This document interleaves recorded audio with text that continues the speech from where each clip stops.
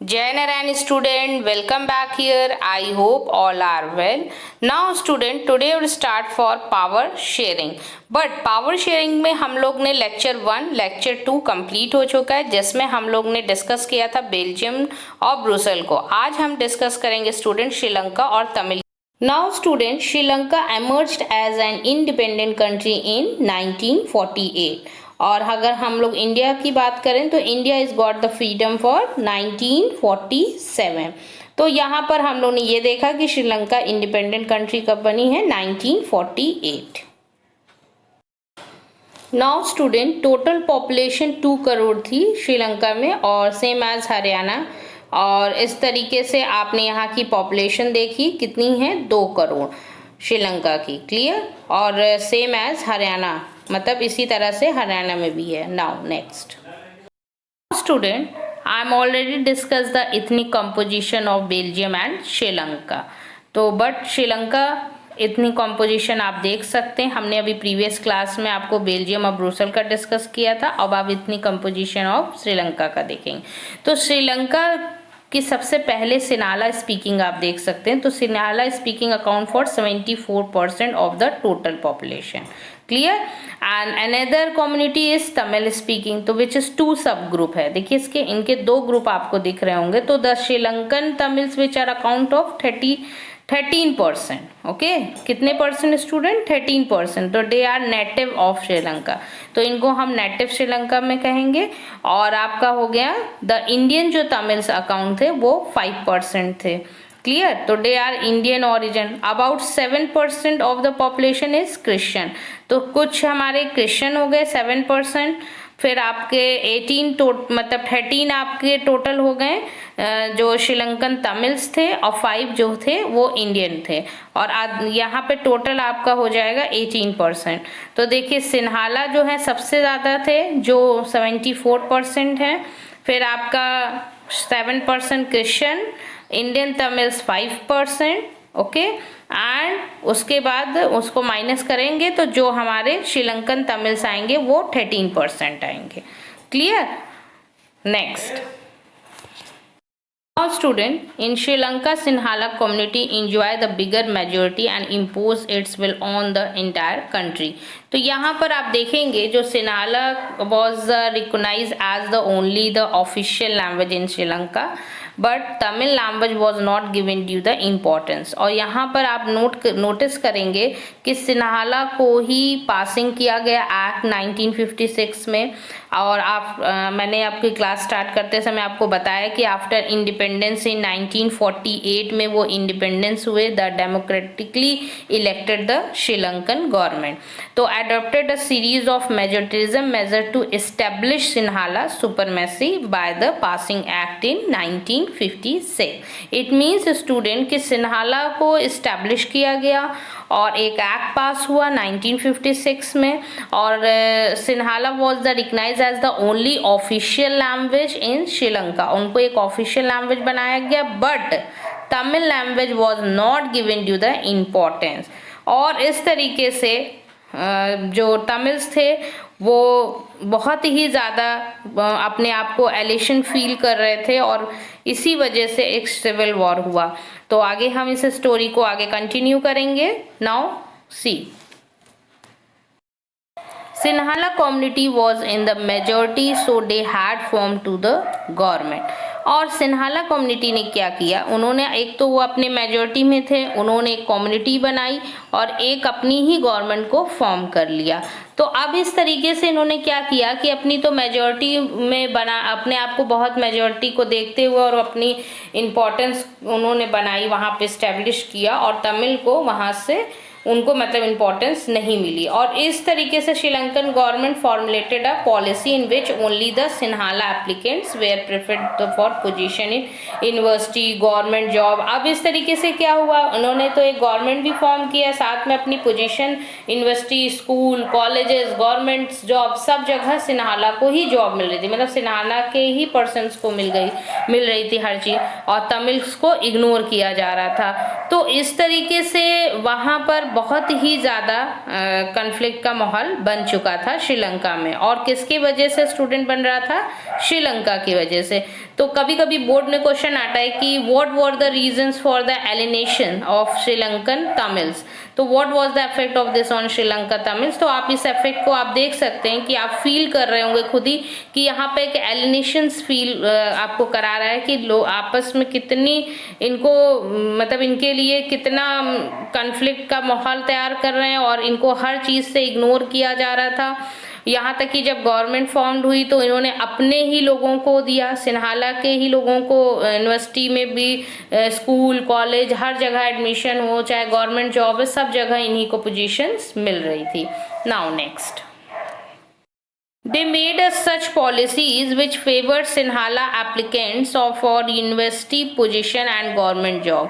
तो जैसा कि अभी हमने आपसे डिस्कस भी किया और यहाँ पर हमने एक आपको मैसेज यहाँ पर दे रहे हैं थर्ड पॉइंट में कि जो पॉलिसीज भी हुई वो किसकी फेवर कर रही थी? सिन्हाला को। और सिन्हाला ही लोगों को जॉब मिलना, सिन्हाला ही लोगों को डिग्री मिलना, उनको गवर्नमेंट जॉब देना, और ये सारी चीज़ें सफ़र कौन कर रहा था? हमारे बीच में तमिल को कोई भी चीज़ नहीं मिल रही थी, उनको कोई भी चीज़ से रिलेटेड कोई प्रमोशन या कोई प्रमोटेड या पोजीशन नहीं दी जा रही थी। These steps taken by the government gradually increased the feeling of alienations among the Sri Lankan Tamils।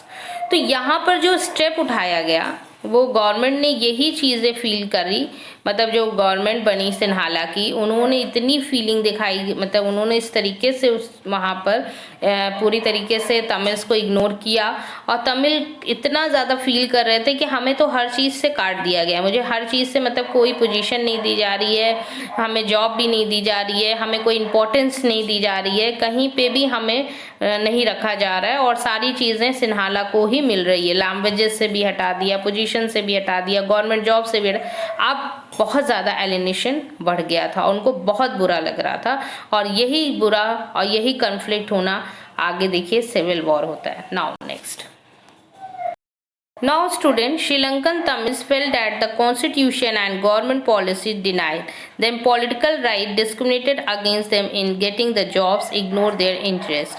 अब जब श्रीलंकन तमिल्स वहाँ जाके अपनी बात को रखते हैं और कॉन्स्टिट्यूशन और गवर्नमेंट पॉलिसीज़ में वहाँ पर जब जाते हैं तो उन्होंने साफ डिनाई कर देते हैं और पॉलिटिकल राइट्स में उन्हें कोई भी राइट्स नहीं मिलते, डिस्क्रिमिनेशन दिखता है, जॉब से लेके हर चीज़ में इग्नोर, उनको कोई उनके रिलेटेड कोई भी इंटरेस्ट नहीं ले रहा था, तो यही जो एलिनेशन बढ़ता ही चला जा रहा था। नाउ नेक्स्ट, तो आपने यहाँ पर ये देखा कि मतलब जो डिस्क्रिमिनेशन आपने देखा कि सबसे ज़्यादा प्रेफरेंस किसको मिल रही थी? सिन्हाला को। और सिन्हाला ने हर चीज़ सिन्हाला को डिक्लेयर किया गया official language, but not preference for a university position, government job किसको नहीं मिल रही थी? तमिल्स को। और यही सब चीज़ें वो और हर राइट्स हर पॉलिसीज़ के लिए भी अगर वो जाते थे तो उन्हें डिनाई कर दिया जा रहा था, उनके रिलेटेड कोई भी बात को इंटरेस्ट में नहीं ली जा रही थी, ना उन्हें किसी चीज़ को प्रेफरेंस दिया जा रहा था। और इसी इम्पोर्टेंस ने तमिल कम्युनिटी ने एक रिजल्ट लाया जिसमें सिविल वॉर आया। Now next, 1956 an act was passed in which Sinhala was made the official language and Tamil was the disregarded। It means student कि सिन्हाला को ऑफिशियल लैंग्वेज बनाया गया बट तमिल को वहाँ पे ऑफिशियल लैंग्वेज का इग्नोर कर दिया, उन्हें नहीं रखा गया और उन्हें डिसरिगार्डेड कर दिया। अब यहाँ पर आप देखेंगे कि सिन्हाला को तो ऑफिशियल लैंग्वेज बनाया, वो तो बहुत ज़्यादा हैप्पी हो गए और हर चीज़ उन्हें इम्पोर्टेंस दी जा रही थी, बट आप तमिल को देखिए कितने वो लोग परेशान और अफसोस कर रहे थे कि क्या प्रॉब्लम है, हमें हर चीज़ से हटाया जा रहा है, इग्नोर किया जा रहा है। नाउ तो ये क्लियर हो गया कि जो एक्ट पास हुआ था स्टूडेंट 1956 में एक्ट पास हुआ था और सिन्हाला को ऑफिशियल लैंग्वेज बनाया गया था। तो ये अक्सर बोर्ड में क्वेश्चन आता है कि सिन्हाला लैंग्वेज ऑफिशियल लैंग्वेज किस एक्ट में पास हुआ है? 1956 में, और Tamil was the disregarded. Okay, now Sri Lanka Tamil launched the parties and struggled for the recognition of Tamil as an official language। उन्होंने इस चीज़ के लिए स्ट्रगल किया और कि हमारी लैंग्वेज ऑफिशियल लैंग्वेज बने, ये तो बहुत ही गलत हो रहा है कि और सिन्हाला की हर चीज़ की इम्पोर्टेंस दी जा रही है, उन्हें ऑफिशियल लैंग्वेज, उन्हें जॉब, उन्हें गवर्नमेंट में हर चीज़ मिल रहा है, गवर्नमेंट जॉब भी मिल रही है, यूनिवर्सिटी में पोजीशन मिल रही है, स्कूल कॉलेजेस हर जगह उन्हें इम्पोर्टेंस दी जा रही है और हमें इम्पोर्टेंस नहीं दी जा रही है। और इस वजह से उन्होंने एक स्ट्रगल किया और उन्होंने अपनी डिमांड रखी कि हमें ऑफिशियल लैंग्वेज दिया जाए। नाउ स्टूडेंट सी कि thousands of people of both the communities were killed। अब आप देख रहे हैं कि वॉर से ऐसा नहीं कि एक कम्युनिटी में कुछ ऐसा होगा तो दोनों के साथ ही हो रहा है, और हज़ारों की संख्या में एक कम्युनिटी और दूसरी कम्युनिटी ने कन्फ्लिक्ट करके इतना ज़्यादा लोगों को किल्ड किया। तो कितनी killed? thousands of people both the communities were killed। तो आपने इस रिज़ल्ट को देखा कैसा सिविल वॉर, और कितना मतलब इस कोई भी चीज़ अगर बहुत ही मैनेजमेंट तरीके से नहीं होती है, और जो ये distrust between the Tamil speaking and the Sinhala speaking, और ओवर जो हो रहा था वो सबसे ज़्यादा ओवर यही हुआ कि जो मेजॉरिटी में थे उनके इश्यूज़ और उनकी जो रिजल्टेड उन्होंने देख के इतना वाइड स्प्रेड रिजल्ट देखा कि कन्फ्लिक्ट का वॉर बन गया, way soon turn into a civil war. It means कि स्टूडेंट कि सिन्हाला को हर इम्पोर्टेंस दी जा रही है और उन्हें इम्पोर्टेंस नहीं दी जा रही। तो ये रिजल्ट यही हुआ कि इस सिविल वॉर में thousands of people both the communities were killed, many families were forced to leave the country, बहुत सारे लोगों ने लीव किया, and many more lost their the livelihood also। Sri Lanka is ना general suffered from the an economic crisis. ऐसा नहीं है कि वो उन्होंने सफ़र नहीं किया, उन्होंने इकोनॉमी भी सफ़र किया, हर चीज़ क्राइसिस में इन्वॉल्व हो गया। तो ये है कि how have the Belgium and Sri Lanka dealt with questions of power sharing differently. तो अक्सर बोर्ड में ये आता है कि जो डील्ड होती है, मतलब अगर हम बेल्जियम का देखें, उन्होंने अच्छी डील ना की होती, अच्छा कॉन्स्टिट्यूशन पावर शेयर नहीं किया होता, तो शायद वहाँ भी सिविल वॉर होता। और श्रीलंका और सिन्हाला में इसी चीज़ का प्रॉपर तरीके से पावर का ना शेयर होना, और आज आप देख रहे हैं ये एक सिविल वॉर का रूप ले लिया। Okay, now many families were forced to leave the country as refugee and many most lost their the livelihood. The civil war ended in 2009 and caused a terrible setback to the social, cultural and economic life of the country। तो आपने यहाँ देखा कि श्रीलंका जो है बहुत सफ़र किया, और सफ़र करने पे उसकी आप देख रहे हैं from N economic crisis. It means कि श्रीलंका इन जनरल आप देखें कि suffer from N economic crisis. तो सोशल कल्चर बहुत ज़्यादा इफेक्ट पड़ा कंट्री पे। और जैसा अभी हम लोग एक सबसे अच्छा एग्जांपल हम लोग के पास है कि कोविड-19 है, इस पेंडेमिक सिचुएशन में भी हम लोग बहुत ही ज़्यादा इकोनॉमिकली हम लोग क्राइसिस में ही हैं, और सभी तो ये हमारी कंट्री, तो इस तरीके से यहाँ जब सिविल वॉर हुआ तो श्रीलंका ने इस सारी चीज़ों को सफ़र किया और इकोनॉमिक क्राइसिस यहाँ पे इंक्रीज हुआ। नाउ नेक्स्ट, आपने देखा कि जो बेल्जियम की स्टोरी से आपने ये समझा कि in Belgium the leaders have realised that the unity of the country is possible only by respecting the feelings and interests of different communities and regions. This resulted in mutually accepted arrangement for sharing the power। देख रहे हैं यहाँ पे एक flag में the vice leader लिखा है, और आप देख रहे हैं कि जो बेल्जियम के लीडर्स थे वो बहुत ही बुद्धिमान थे, और उन्हें ये पता था कि हमें हर रिलीजन, हर कम्युनिटीज़ को रिस्पेक्ट देना होगा, और उनकी फीलिंग, उनके इंटरेस्ट को हमें अपनाना होगा, और इसी तरीके से एक डेमोक्रेसी रहेगी। और यूनिटी को उन्होंने बनाने के लिए एक पावर को सही तरीके से शेयर किया, और इस तरीके से आपने देखा कि वहाँ पे कोई भी वॉर नहीं आया, क्योंकि वहाँ के लीडर्स ने पावर को शेयर किया अच्छे तरीके से। तो यही चैप्टर का कॉन्सेप्ट था कि power sharing. Thank you student. Student, what have you learned from the story of Belgium and Sri Lanka? आपने बेल्जियम और श्रीलंका की स्टोरी से क्या सीखा? तो यहाँ पर आप देख रहे हैं कि जो रिलेशनशिप था श्रीलंका में सिन्हाला और तमिल के लिए, वो एक सिविल वॉर लाया क्योंकि वहाँ पर डिस्क्रिमिनेशन हो रहा था, भेदभाव हो रहा था। बट बेल्जियन ने अपनी चीज़ों को सही तरीके से शेयर किया और यूनिटी रखा। और यूनिटी मीन्स कि उनकी लैंग्वेज, उनकी हर चीज़ को अपने रिप्रेजेंटेटिव, मतलब डच को भी, फ्रेंच को, दोनों को एक जैसा सम्मान मिला।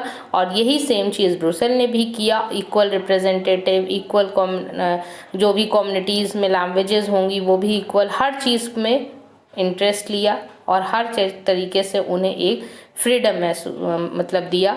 और वो ये जानते थे वहाँ के लीडर्स कि अगर हम ये सारी चीज़ें करेंगे तो एक डेमोक्रेसी कंट्री में बनी रहेगी।